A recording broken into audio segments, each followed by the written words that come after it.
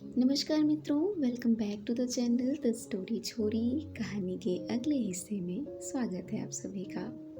अब तक आपने सुना सुदीप को board of directors and investors ने कंपनी के सीईओ के पद से हटाकर अभिजात को कंपनी का सीईओ बना दिया था, जिससे सुदीप बहुत ही नाराज़ हुआ और कंपनी के board of directors and investors के नाम एक ईमेल ड्रॉप किया और उसे सोशल मीडिया में लीक कर दिया, जिस पे ये था कि कैसे उसे सीईओ के पद से हटा दिया गया है।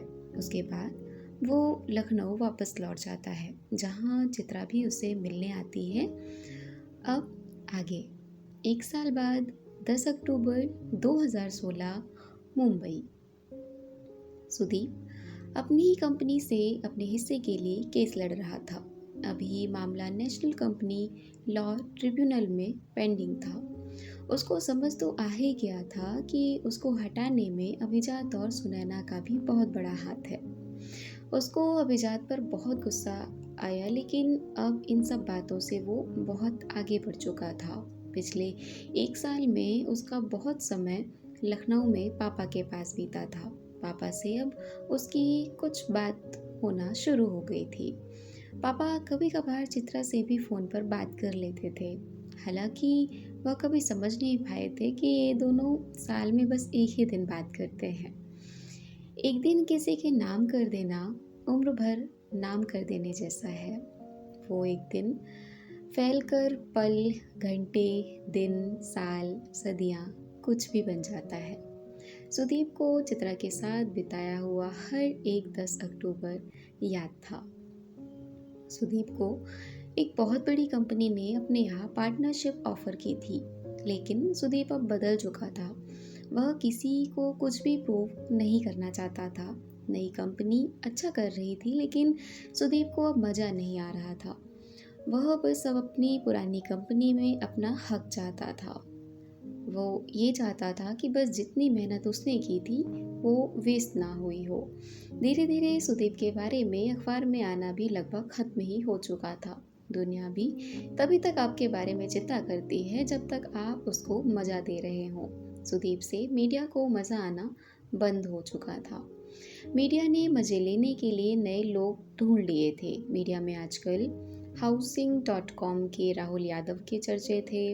उसको अक्सर ही इंडियन स्टार्टअप्स का बैड बॉय कहा जाता था। उधर फ्लिपकार्ट.com के सचिन और बिन्नी बंसल, पेटीएम के विजय शेखर शर्मा और करीब रोज ही ये लोग अखबार में भरे रहते थे।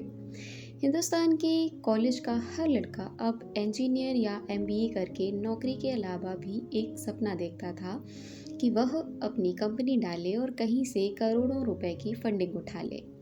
स्टार्टअप करना अब इस देश में नई नौकरी हो चुकी थी। सुदीप यादव का नाम बड़ा होने के रास्ते में जाने से ठीक पहले एकदम से गुमनामी में चला गया था। इधर चित्रा की ज़िंदगी में लिखते लिखते ऐसा पहली बार हुआ कि जिस लेखिका की किताब के लिए वह घोस्ट राइटिंग करती थी, उसने चित्रा के काम से खुश होकर उसने इंडियन बुक हाउस पब्लिशर के मालिक से चित्रा की किताब की बात कर ली थी। पब्लिशर को उसका काम पहले से भी पसंद ही आया था। बस रुचिका बीच में पढ़कर उसको आगे निकलने ही नहीं दे रही थी। रुचिका का काम था कि वह पब्लिकेशन के लिए नए लेखक ढूंढे, लेकिन वह अपने लालच के चलते नए लेखकों को आगे नहीं आने दे रही थी। इंडियन बुक हाउस के मालिक को जब ये सब पता चला तो उन्होंने रुचिका को नौकरी से निकाल दिया। उसने चित्रा की लिखी हुई कोई पुरानी किताब तो नहीं ली, पर उसको एक नई किताब लिखने के लिए कुछ एडवांस रॉयल्टी दे दी।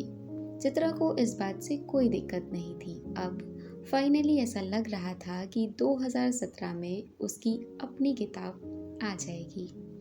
पिछले साल चित्रा के बिना बताए जाने की वजह से सुदीप थोड़ा सा परेशान हुआ था, लेकिन वह ज़िंदगी की जिस स्टेज में था वहाँ कुछ भी उसे एक हद से ज़्यादा परेशान नहीं कर पाता था।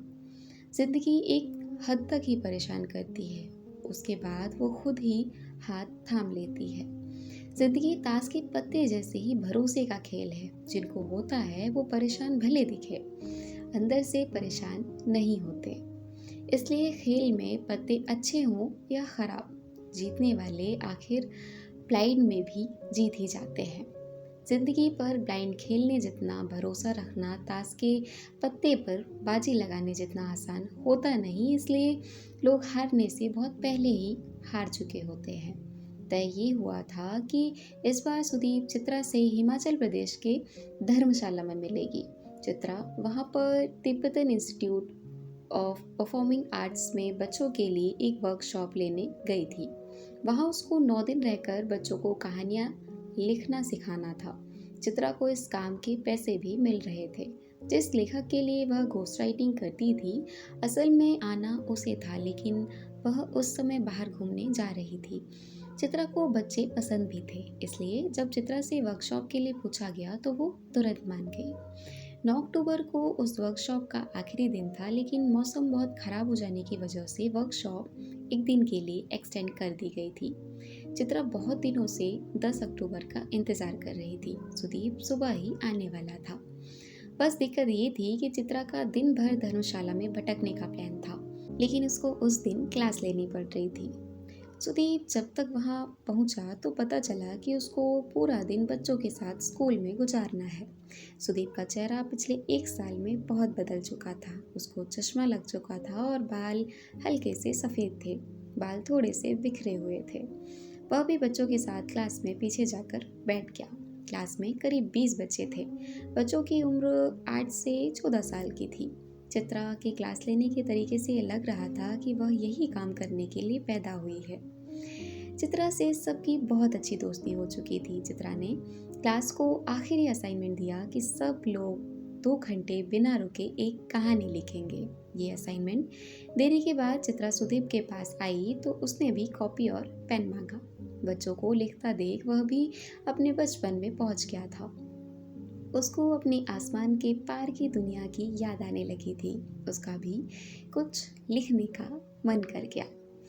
हम सबके अंदर एक किताब होती है, वो बात जो चैन से जीने नहीं देती, सोने नहीं देती। वो बात जो जागने के बाद ऑफिस के रास्ते में बार बार याद आती है।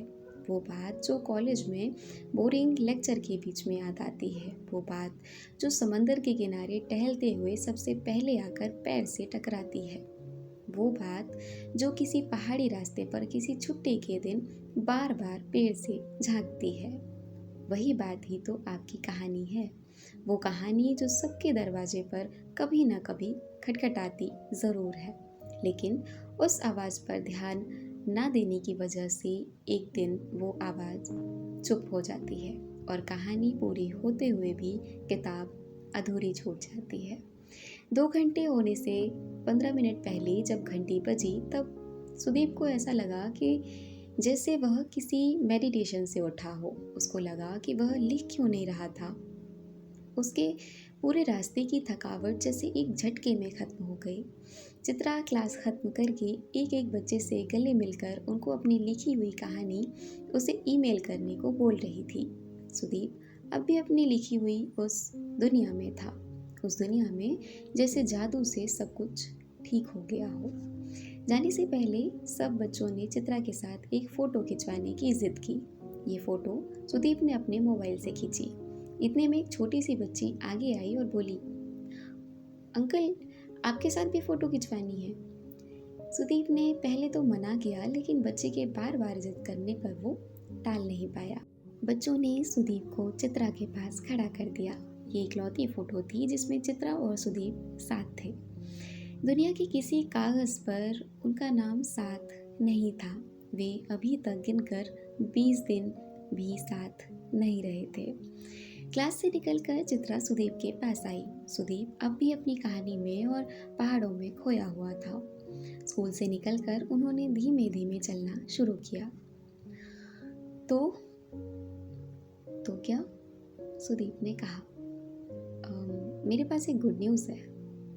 दोबारा शादी कर रही हो? नहीं। फिर? 2017 में मेरी पहली किताब आ रही है। मुझे रॉयल्टी के पैसे एडवांस मिले हैं। क्या बात है, I am so happy for you. Sudeep ने चित्रा को गले लगा लिया और गले लगे हुए चित्रा ने कहा, फाइनली। सुदीप ने प्यार से चित्रा के सिर पर हाथ सहलाकर उसके सारे बाल खराब कर दिए। किताब आते ही बेस्ट सेलर हो जाएगी तुम्हारी। अब कहाँ पहचानोगी तुम द चित्रा पाठक? पहचानूंगी कैसे नहीं? नहीं, राइटर का कोई भरोसा नहीं करना चाहिए। तुम भूल जाओगी। कभी फ़ोन भी करूँगा तो बोलोगी, कौन सुदीप? चुप करो, मैं बहुत खुश हूँ। तुम सबसे पहले इंसान हो जिसको ये बता रही हूँ। एक खुशखबरी मेरे पास भी है वैसे। क्या सुनैना से शादी कर रहे हो? नहीं, सुनैना और अभिजात शादी कर रहे हैं। लेकिन अभिजात तो तुम्हारा दोस्त था ना? चित्रा ने थोड़ा सा चौंकते हुए पूछा। हाँ, दोस्त था, दोस्त है, चलता है, लाइफ है। तुम जा रहे हो शादी में? नहीं, मुझे नहीं बुलाया है। खैर, तुम खुशखबरी देने वाले थे। हाँ, वो तो मैं भूल ही गया। खुशखबरी ये है कि जो रिटायरमेंट में 35 की उम्र में लेने वाला था, वो अब मैं 32 में ही ले रहा हूँ। नई कंपनी को बड़ा कर दिया है, लेकिन अब वही सब कुछ बार बार करने का मन नहीं हो रहा। ये कहते हुए सुदीप ने हाथ चित्रा के कंधे पर रख दिया। वे बात करते हुए थोड़ा सा बाहर निकल आए थे। आसपास का व्यू बहुत अच्छा था। सुदीप रुककर पहाड़ों को, आसमान को अपनी आँख में भरने लगा। यहाँ से थोड़ा सा आगे म्यूज़िक व्यू कैफ़े है। बहुत अच्छी चाय मिलती है वहाँ। अच्छा, खैर, तुम सही में रिटायर हो रहे हो? हाँ, बस हो गया मेरा। करोगे क्या? ना तुमने शादी की, ना बच्चे। पता नहीं क्या करूँगा। तुम्हारा केस का क्या चल रहा है? केस चल रहा है। अगर तुम केस जीत गए तो कितने पैसे मिलेंगे? कंपनी की उस समय की वैल्यू पर है, लेकिन फिर भी गई से गई हालत में 240 करोड़ के ऊपर ही मिलनी चाहिए। मैजिक व्यू कैफ़े आ चुका था। ओल्डेस्ट चाय shop Singh 1984। Magic view cafe के नीचे लिखा हुआ था। ये बहुत ही छोटा सा कैफ़े था। ट्रैक पर आए हुए लोग वहाँ सुस्ता रहे थे। वहाँ पहुँचने वाले किसी भी लड़की या लड़के को कोई जल्दी नहीं थी। ना ही ऑर्डर देने वाले को जल्दी थी और ना ही ऑर्डर लेने वाले को। इस दुनिया की आधे से ज़्यादा परेशानियों की वजह एक ही है, जल्दबाजी। चित्रा और सुदीप को ना दोस्ती की जल्दी थी, ना प्यार की। ये कहानी अगर केवल दोस्ती की होती तो वे ऐसे बार बार मिलते ही नहीं, और अगर ये कहानी प्यार की होती तो ये दुनिया की सबसे बोरिंग कहानी होती।